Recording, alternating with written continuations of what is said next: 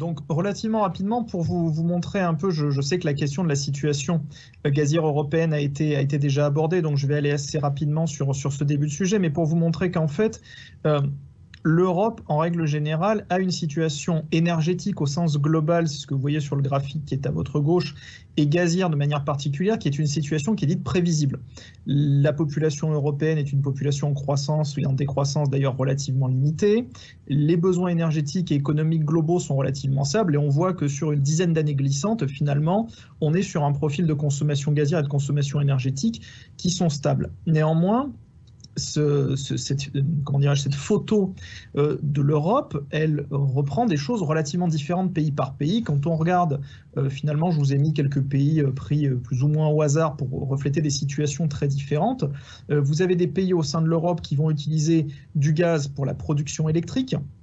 C'est le cas de l'Italie, c'est le cas de la Hongrie, un petit peu de l'Allemagne, d'autres pas du tout, c'est le cas de la France, certains qui vont l'utiliser dans l'industrie, d'autres dans les bâtiments. Donc on est face en fait à une très grande variété de situations de l'utilisation du gaz. Donc ça c'est un peu l'image à l'instant T. Diapositive suivante s'il vous plaît.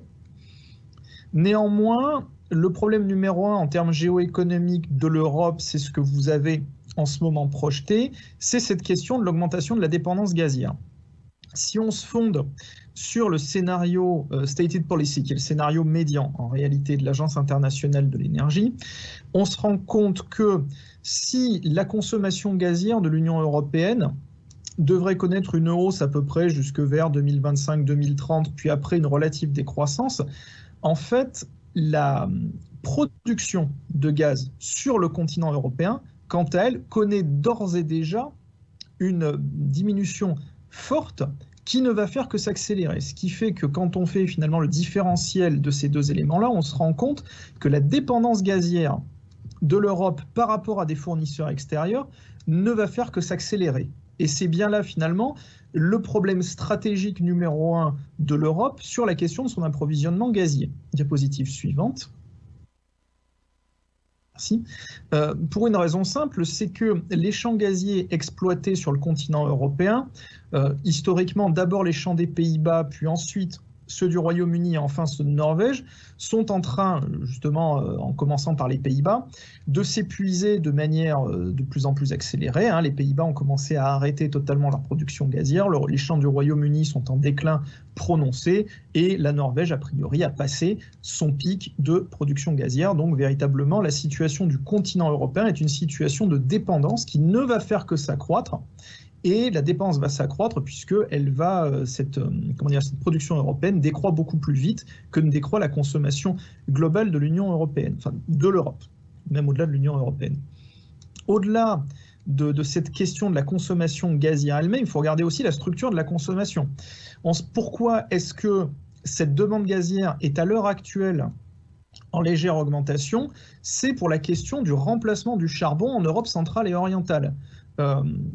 Il y a eu des débats que j'ai écoutés jusqu'à présent sur les questions des ferrobonds et les questions de charbon. Ce qu'il faut voir par rapport au charbon qui est utilisé au sein de l'Union européenne, c'est que ce n'est pas un charbon minier d'exportation, c'est un charbon, j'allais dire, de sécurité énergétique, qui est avant tout produit sur place dans les pays qui sont nommés, alors très majoritairement l'Allemagne, qui consomme chaque année 67 millions de tonnes équivalent pétrole en charbon, la Pologne, la République tchèque, donc vous voyez plutôt des pays Europe centrale et orientale. Et ces pays-là utilisent du charbon parce que le charbon est habituellement la seule ressource énergétique dont ils disposent sur leur territoire, ce qui leur assure une forme de sécurité énergétique. Toutefois, cette consommation de charbon national ne peut plus être en accord avec les objectifs climatiques de l'Union européenne, donc qui sont le plus souvent les déclinaisons des différents accords internationaux, que ce soit le 3e paquet énergie-climat qui était la déclinaison de l'accord COP15 de Copenhague, ou le EU Green Deal qui est la déclinaison actuelle et finale, nous verrons s'il y a des finales d'ailleurs, de l'accord de Paris. Donc il est impossible pour ces pays finalement de continuer sur cette trajectoire d'utilisation d'un charbon national, et ce dont on se rend compte, comme d'ailleurs quand on regarde ces 3 pays-là, qui sont les 3 principaux consommateurs de charbon du continent européen, c'est que les stratégies nationales s'orientent de plus en plus vers justement un échange de ce charbon national vers du gaz. C'est notamment le cas en Allemagne. L'Allemagne a annoncé qu'elle sortait du charbon d'ici à 2038. Donc je précise bien qu'en fait, c'est un mouvement qui va s'accompagner sur le temps long. Pour vous donner un exemple tout à fait récent, alors que la France a fermé la centrale nucléaire de Fessenheim il y a quelques mois, au même moment, l'Allemagne inaugurait une centrale à charbon à quelques kilomètres de la centrale de Fessenheim. C'est la centrale de Datteln 4. Donc vous voyez, centrale à charbon nouvellement inaugurée, ça veut donc dire qu'elle va continuer à fonctionner pendant un certain nombre d'années. Donc l'Allemagne prévoit dans sa politique une sortie du charbon en 2038.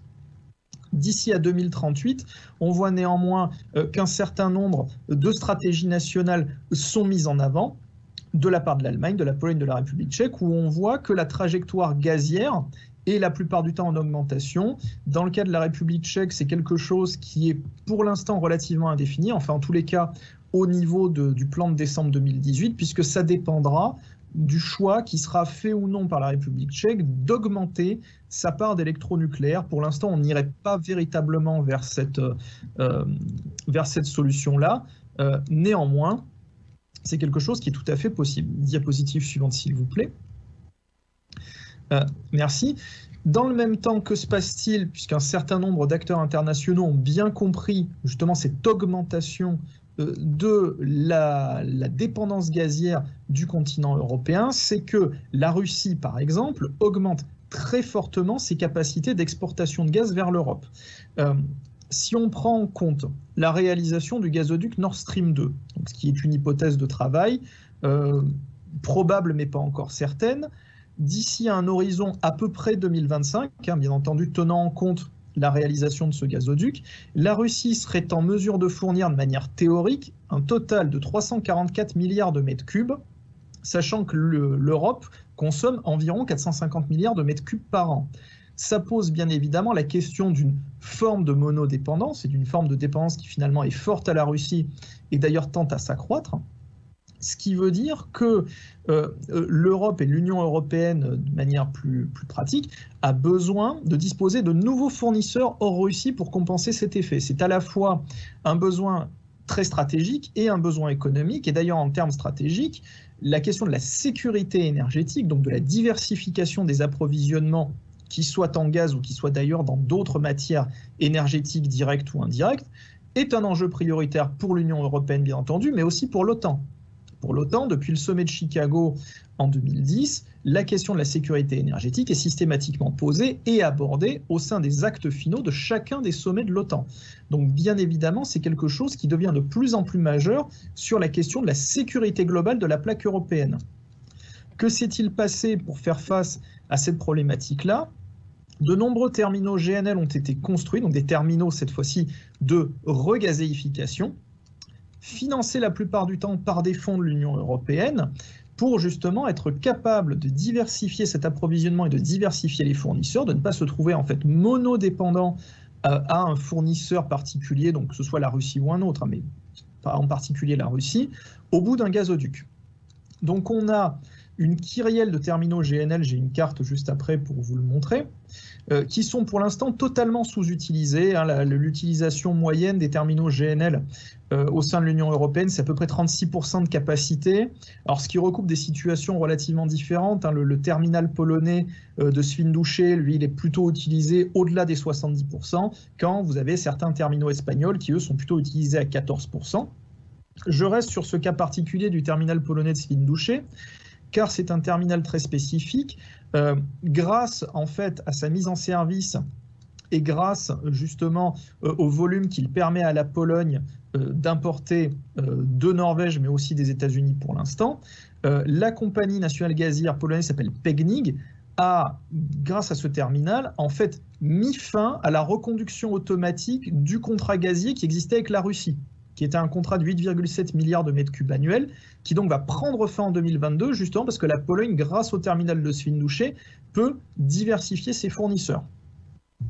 Au plan plus économique, il faut ajouter à ça la question de la fin des contrats long terme, qui sont majoritairement des contrats gazoducs, et leur éventuelle reconduction qui, pour l'instant, n'est absolument pas assurée. Vous voyez, vous avez 3 contrats qui viennent d'Algérie, les contrats Sonatrach, Sonatrach Edison, Sonatrach Enel, là plutôt pour l'Italie, Sonatrach Engie pour la France, et les contrats russes, le Gazprom E.ON avec l'Allemagne et le Gazprom E.ON avec PGNiG. Donc le Gazprom PGNiG, on sait d'ores et déjà qu'il va être arrêté justement grâce au GNL. Les autres, la question, vous voyez, est tout à fait pendante à un horizon qui s'établit plutôt globalement dans la deuxième moitié de la décennie 2020. Diapositive suivante. Monsieur Mazzucchi, oui. Monsieur Mazzucchi, je vous demanderai de conclure, s'il vous plaît, Bien entendu. Compte tenu du temps imparti que nous avons là, ici pour travailler. Bien entendu.